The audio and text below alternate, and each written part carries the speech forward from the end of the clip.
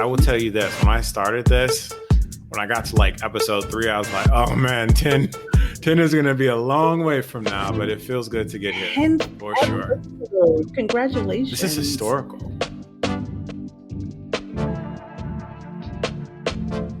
My name is Harrison Wheeler, and this is Technically Speaking.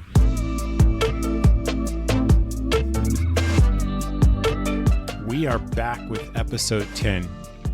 My guest is Renee Reid. She's had over 20 years of professional experience across so many different industries: project management, sales, customer success. And that's all contributed to her successful career as a staff user experience design researcher in the Silicon Valley. We'll be talking about the art and science of design research, which I'm really excited about. Along with that, we'll discuss some tactical ways to apply methods and drive the value of research in business settings. Here is Renee in her own words. The main thing I would call out is that user research, design is a journey. And when you become part of this journey, it can be an amazing adventure. But the point is that along this journey, things are going to change, things are going to be great, things need to get better. But just know that this is a journey filled with ups and downs and turns and all things. But once you get on here, just know that you have a responsibility to make the experience about the human. All right. Hey, everybody. Welcome to the next episode of Technically Speaking. I'm your host, Harrison Wheeler, and I'm super excited about having Renee Reid on the show, a.k.a. the Renee, a.k.a. the Queen. What else did I miss? Welcome to the show. The queen of dropping gems, the queen of head wraps. You were on a roll. Don't let me stop you.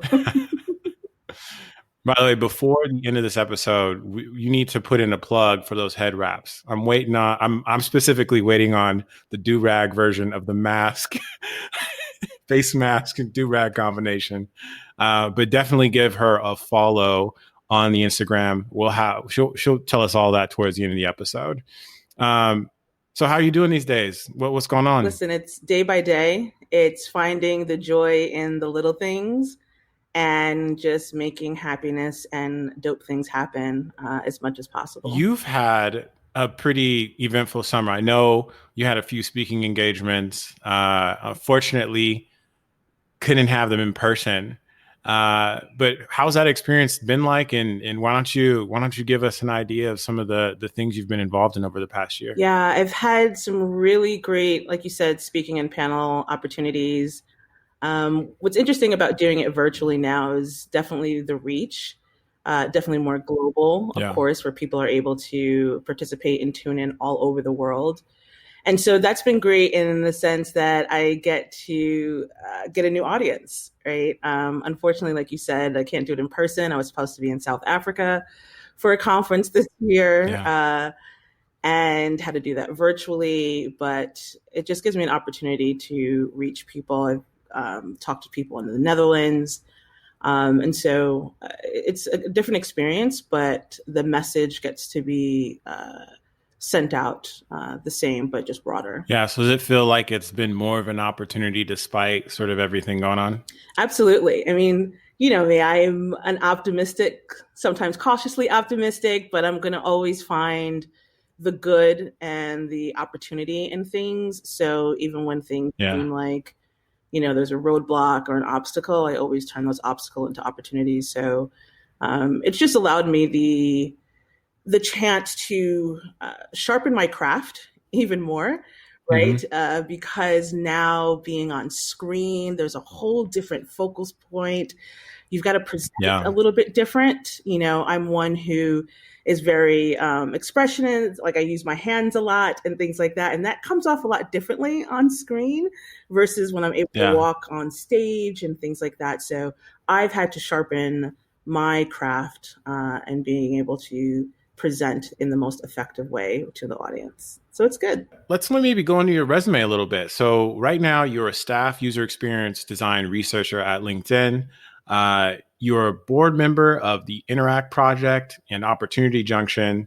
You got your master's from UC Irvine, and undergraduate from Savannah State. You're also a full-time mother.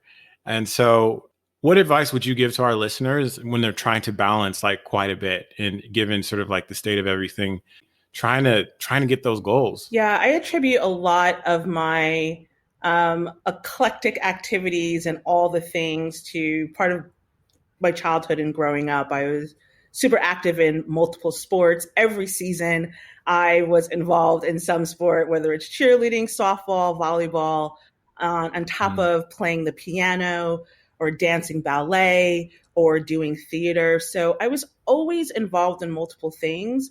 And that gave me such a wide range of views, experiences, people. And that's really carried over into my professional life, my career. And so, I do have to always take inventory, because it does seem like I'm doing all the things all the time and I'm in multiple places.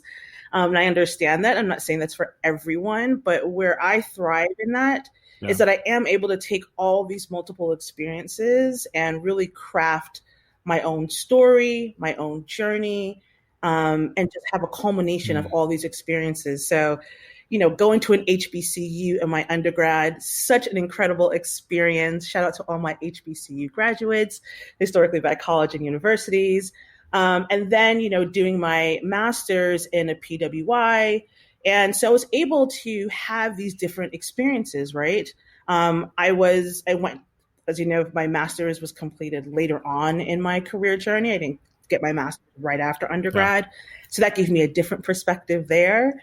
I waited until I had a lot of industry experiences to then get board experience, so that I can bring a lot of my industry and domain knowledge into these nonprofit spaces as well. So, not everything was calculated, as I'm saying, but I do appreciate the journey that I've taken myself on to do all these things. And then motherhood. Motherhood for me started early while I was in college. And so, I was growing up and raising children at the same time. But now it has been just a great pleasure to have, older children and this time frame where I am able to thrive in these many spaces. So how do you think some of that shows up to, how you work and how you approach research? Yeah, as a design researcher, again, having those holistic views into everything really, again, I attribute to a lot of the experiences I had growing up, as well as, my present day activities. So able to see things end to end in different lenses, as, taking in as a professional, as a mother, as someone who is a mother to a millennial, all these different things that I have access to and have firsthand knowledge. And I can at least take that in account. Not saying, again, of course, we say, we're not our users. We don't want to create that bias, but I'm thinking about those things top of mind. So I'm at least challenging my partners around groups that they're not thinking about, as a minority, as a woman, as someone who sees all these different things in my day to day. I can then bring that to my work and then be able to present that information to say, listen, we may be missing things along the journey. Do you find, just kind of given, the events of this year and more focus on diversity, inclusion, and equality, have you found those conversations now to be easier to have versus before? I don't think that they're necessarily easier. I've always erred on the side of when they're uncomfortable, then that means it's time to talk about it. And so I don't want people to get into the habit of, it's easier, so now let's talk about it. And that's when we should talk about it, when it's easier. That shouldn't be the measure of when things are brought up, right? And so there's always a right time to bring up things that are wrong. And that's where people need to understand, right? These conversations have been happening. It's just that people are listening a little bit more intently now, which is great. But when Mhm. people stop listening, I don't want people to get comfortable and say and not want to be able to bring up these discussions. So it's something that in just my own experience that I've always been mindful of, that, you know, I'm not just going to speak up when everyone wants to listen. I'm going to always make sure and, you know, Yeah. speak up when, you know, when people are maybe a little bit uncomfortable. And I think people have to get to the position now, especially now, that there is a sort of getting comfortable with being uncomfortable. Right. So I want to, before we sort of get into the art and science of design research, I kind of want to set that up. Okay. Yeah. Because I'm a huge believer in self-reflection, right? Looking back at your career, and you've been doing user research for quite some time. You've achieved some seniority, if you will, in regards to just like your day-to-day role. How has your approach to research evolved over time? What are some things that maybe, you know, this sounds very cliche, you weren't really thinking about when you first started in the game, where now it's always sort of top of mind whenever you get into that mode? So I pivoted into user research 15 years into my professional career. So I had been a product manager, someone in sales, customer success, as they call it now. It wasn't called that back when I was doing it. Um, and so I pivoted through industry, and I had gotten certifications and really hands on industry knowledge and skills as I was developing as a user experience researcher. I had amazing mentors that helped coach me and things like that. But as I began to grow as a researcher, and again, I mastered a lot of the art of research, right? And I understood collaboration really well, understanding relationship building with my stakeholders and being able to present and all these things that I've qualified as the art of research. But what I felt like I was missing along the way, and I started to realize that I did not have the complete knowledge of the science of research that industry wasn't necessarily providing. You know, I could do the tactical things of research and, you know, setting up a great research plan and creating a great research study to some degree, being able to work with my design partners really well, understanding the tools that they're using, their constraints. But then along the way, I started to understand the psychology of UX research, of design, the cognitive sciences that have so much to do with what's being designed, that there is rigor and principles that have been around for many, many years that I was not necessarily applying in the School of Discipline of Research and UX and Design Research, because industry had really encapsulated its own type of discipline of research and design, right? They, you know, with the speed of everything, with wanting things, you know, with design thinking being top of mind, you know, those are type of things that, you know, I leaned on. Like, I know how to execute that. I know how to do all those things. Right.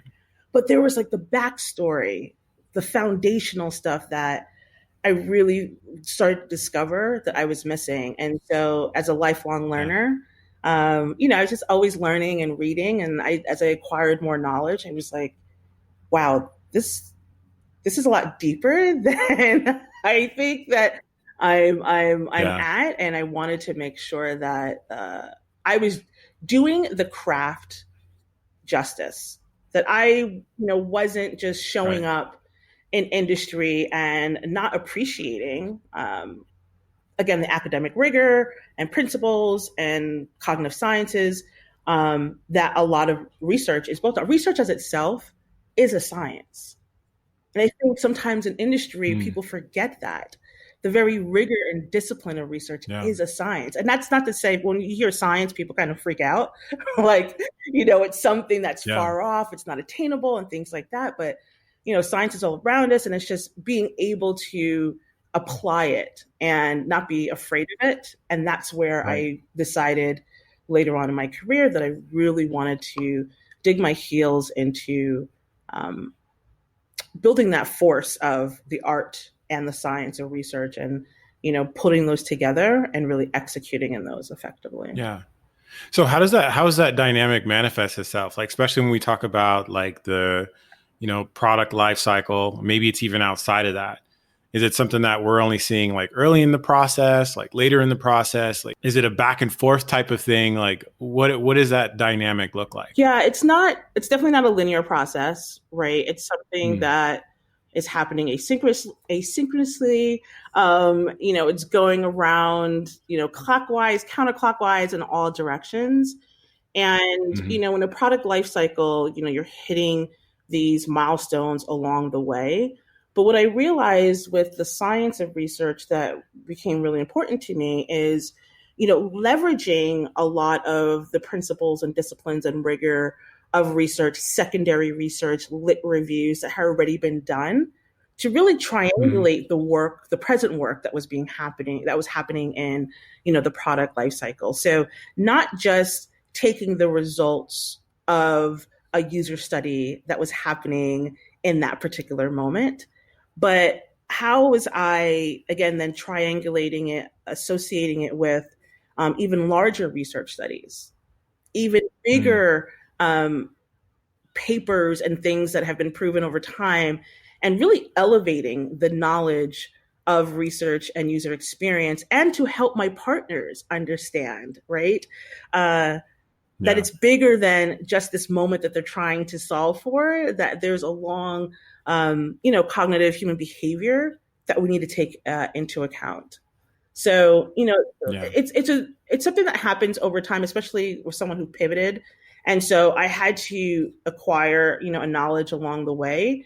And then as I began to become more of a domain expert in, certain areas, I was able to really dig deep into that particular domain expertise, which is really helpful, right? Because then as you start seeing things, you can grab some things out of your vault, your toolkit that you have, that you're aware of in that domain, and pull it out and say, hey, let's be mindful of this principle. Let's be mindful of this study that was done, X amount of years ago, or things like that. So here's the burning question, right? Like, we talk about like the art and science of design research. Can I just pick up a book? Is this something that you have to learn over time? I know there's a lot of listeners that are early in their careers. They might be, in that pivot process and considering research as a career. And they hear you talk about the art and science of design research. Like, where do you start? What are the things that you dig into to start to understand the craft, right? To understand these principles, to understand, some of this foundational knowledge. Yeah. And it's interesting because some people think that it's, again, this other universe that they have to, investigate. But especially with students, I always tell them, like, are you taking a psychology class? Yes. Guess what? You're going to be able to apply, some of those learnings that you're taking in psychology to your design work or your research work. So it's not that far fetched in what they're doing. However, for people who may have not gone that route of the science route in, undergrad or in their master's, there are ways to, again, obtain domain knowledge that you can start applying in doing the research in the origin, research that already has been done in spaces like AI. AI, when, people think it's something new, not a lot of us in the community, but, when people are just kind of entering in, they're like, oh, AI is like this new future thing. And it's like, it's been around a lot longer than you think, right? And so you just see how it's just changed, over time, and having that understanding of how human interaction really plays out. And so it's not necessarily something that you have to go back to school for right away if that's not feasible right now. But it is something that you can start researching and taking the time to acquire that knowledge, read up on research papers, read up on the subject matter experts in different fields and domain knowledge that you can start really acquiring. And I think the overarching theme of this is that you do have to invest some time, whether it's picking up a book and reading, whether it is, going back to school. It's all about investing in how you want to be in the industry as a researcher, right? How do you want to elevate your skill sets to go to that next level, and what do you need? And so I'm just a big proponent of acquiring that science piece and making sure that people understand that. So how might, if we're looking at two different organizations, you have an organization like, as you said, might not go through this rigor, right? And then you have another one that is. How might that manifest itself from the output of whatever they're designing or working on? That's a great question. So I know, in larger organizations or more mature organizations, you will find, your PhD researchers, even research scientists, that this is, their space, their workhouse. They are constantly, reading and writing this type of information and then sharing it out. So those organizations have that, readily available, so that if new things are happening, they can just, investigate it with these amazing skilled practitioners that are trained for this. In younger organizations or organizations that are very, driven in terms of getting things out faster and things like that, the science of things sometimes has this connotation of being slower, that it doesn't help get to, that end state, that product state fast enough. But I always tell people, if you have this information readily available, or like there, the point is that you get to go faster because you already have it embedded into your system. So these principles, this rigor already becomes part of the workhouse and the wheelhouse, so that you can actually move faster. And I go back to saying what I said previously about, it has to be an investment, right, in that time and space. And so what happens is, to your question about how does this manifest, when you have an organization that has a strong focus on the output, so you have dozens and dozens of designers, but you don't have that support system of researchers who are able to manifest this information very quickly, that's when it becomes this, constraint or push and pull, where it seems like, oh, this is taking so long. Well, if you look at the numbers here, this is why, because, the numbers of researchers that are able to, derive all of this knowledge at one time becomes harder when you have so many things being pushed out. So, there is this balance of, an organization having to find out where they want to, how they want to show up and how they want to be effective in the industry. And so, it's just, I hope that there is, and I think we're starting to see it a little bit, and some organizations do this extremely well.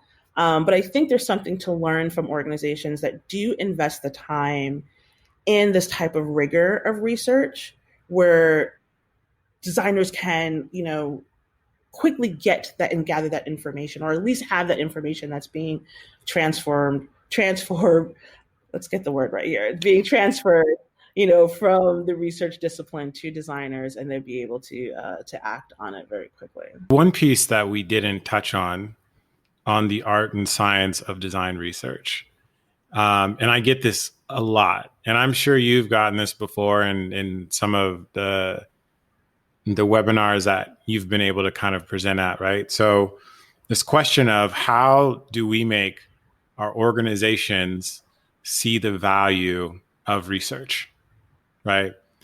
You almost, to your point, you have to have the time and space to be able to execute on these things. What advice would you give to folks that are trying to kind of pitch that in their organizations? Did I stump you, Renee? It's one of those things because it's the lifelong question. You hear that so much, and like you said, of how can we make Yeah. research top of mind for people, and it's frustrating when we're still at this level of innovation and progress, and there's still a lot of people in the industry having to say that, how do we make research more important? And just like, how can it not be important? And I think what's happened is, unfortunately, that in too many instances, there's been this division between design and research, right? And design in itself has been seen, again, the art of design and, all those things, has been elevated to some degree, more than research. And research is sometimes like the afterthought, right? And I challenge people in industry and in organizations to be like and I love saying design research versus UX research, because the design part slips people's minds sometimes. But as design research or design researcher, it's hand in hand. As a researcher, I am designing and helping to design an experience. As a researcher, again, I may not be doing the pixels or taking care of the elements or the components or things like that. Well, sometimes, because I can play around in Figma too. But, I am part of the design process. And I think we just need to do a better job of understanding the value of when design and research are in lockstep. Yeah. And, in the ultimate dream world, I would love there to be more of or closer to a 1-to-1 ratio. A lot of times amazing. That would be incredible, right? If you were actually teamed up, or even like 1-to-2 in some, it wouldn't even be that bad. But, there's some cases where that ratio is just totally disproportionate. And I think that puts a lot of strain on research as an organization and individuals. And so I think the industry as a whole needs an overhaul. And again, I won't say that everyone's like this, because I know that there's organizations doing this exceptionally well. So Chef Kiss, hats off to them. But I think more industry needs to understand the value of really creating research as that top of mind, front and center, as design research at hand, to help drive that innovation, right? To help drive that forward thinking. And we can do that, again, with the science, with the rigor, with all this information, with the analysis, with the synthesis, with all these things that we can have access to. And like you said, having the space to do that. And I think if we just start changing that mindset, we realize that it actually helps organizations, the product cycle, go faster. But we were able to do that. Reminds me of 10 years ago, might be a little bit further, but there's a lot of conversation around like design getting a seat at the table, that businesses need to really value that. And I think that Airbnb sort of design first approach really kind of flipped all of that on its head. I think one of the things, unfortunately, that got lost in that whole thing is the research side of it, right? And so I think we're kind of at that point, like, again, 10 years later, I will say, consumers, members, however you want to call it, people, we are more conscious about what do we want to do with our data, right? We understand sort of the consequences of technology in society.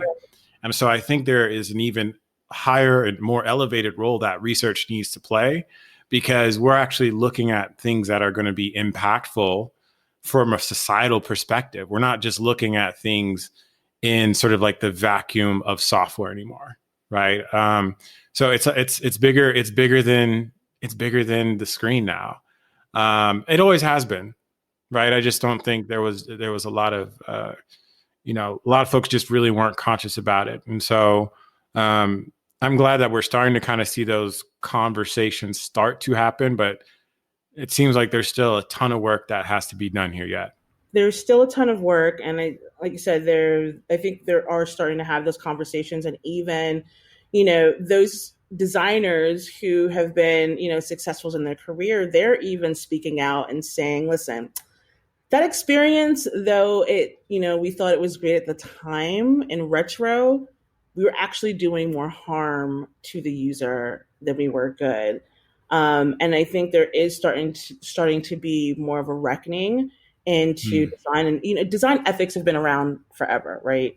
It's Right. just now people are really starting to lean in on it, and I think this is where research can really have not just that voice. I think the voice of the table argument needs to be shifted to, or the seat at the table needs to be shifted to, who's really calling the meeting, not even having Right. the seat, but research needs to be the ones that are calling the meeting to get everyone at the table. Not that we're at the table, need a seat, but we need to call the meeting, right? And bring everyone in, and be that driving force of why we need or don't need to build or do those type of designs, and the effects on the human experience. And I think that's the most important thing that we're starting to see now, is that there is this really, like I said, hard awakening, reckoning into, we are designing for humans, and the things that are happening have long-term global effects into what we're doing. And there's a responsibility. And so it's not just about the bottom line anymore, or it shouldn't have been in the first place, but, where can we really start making sure that we have accountability in the design, and make sure that we're doing the right thing over time. Yeah. Well, I really appreciate you coming on the show, Renee. It was a pleasure. How can people find out more about you? So you can find me on LinkedIn, and connect with me on LinkedIn. You can also find me on Instagram at THEE, 2 Renee. So the Renee. Come check out all my UX gems, and of course my beautiful Queen of Head Wraps pose. And then also on my website, therenee.com. Oh my gosh. And Twitter, of course. How could I forget all the things, all the social media sites? Type in the Renee. And yeah, _Renee. Are there any things coming up that you're looking forward to that also might be worth a plug? What isn't coming up? But I'd say there's a couple of ones, but one in September, which I'm really excited about, is called The State of Black Design. And it's going to be a mix of academics and industry, Black designers and researchers, and like I said, academics that are really going to leave no rock uncovered and unturned about the subject of the state of Black design. So everything from brand design and site design and research and sorts. So it's going to be an amazing discussion. Google it, of course. It's an Eventbrite. It's free, and just join the conversation and be able to watch this. It's going to be a good one. Has an amazing lineup. Anybody listening should definitely sign up for that. And then, is there anything else that you'd want to leave with our listeners today? The main thing I would call out is that user research, design is a journey. And when you become part of this journey, it can be an amazing adventure. But the point is that along this journey, things are going to change, things are going to be great, things need to get better. But just know that this is a journey filled with ups and downs and turns and all things. But once you get on here, just know that you have a responsibility to make the experience about the human. Thank you, Renee. And that's a wrap. I see what you did there.